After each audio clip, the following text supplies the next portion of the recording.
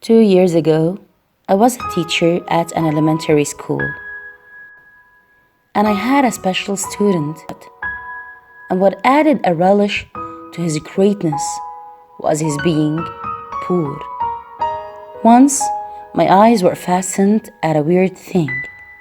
While sitting in his desk, he was trying all the time to hide something, to hide the mistake that he was indulged in. His mistake was to be born in a life that asks for us, but unable to afford us, our simple needs, or to supply our parents with the good fortune of money, instead of selling their breaths to supply the price of a breadcrumb. How could his parents buy him new shoes other than the torn ones that oddly covered his toes? That kid was hesitant about which foot to settle on the floor. Then he decided to let the air embrace them. That genius kid knew we can never settle in this life forever, and that we don't belong to the land, but to the sky.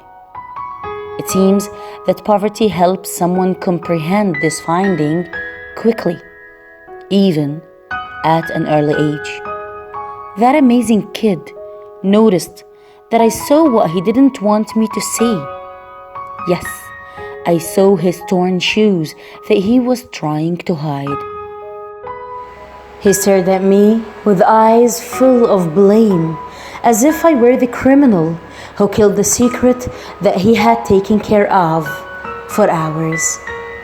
His eyes tried readily to shelter his tears, preventing them from traveling abroad to a place that can't contain them in a safe home called cheeks.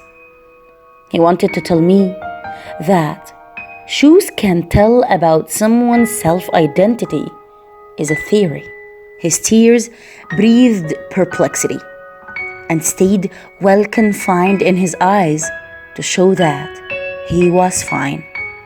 And in that exact moment, I could feel how he recalled the argument that his parents had done about buying him new shoes.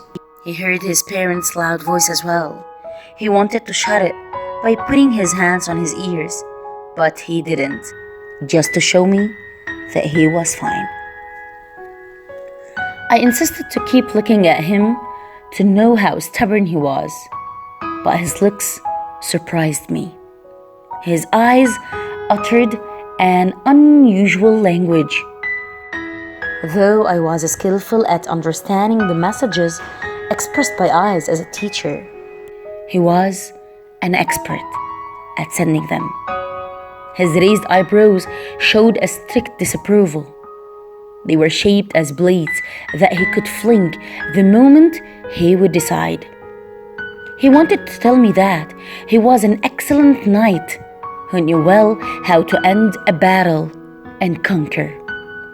And he really did when he obliged me to surrender and wonder how I let myself look at his torn shoes that might protect him from a physical injury, besides magnetizing a psychological one. That kid taught me an unforgettable lesson that says, if you keep looking at a wound, bleeding won't stop.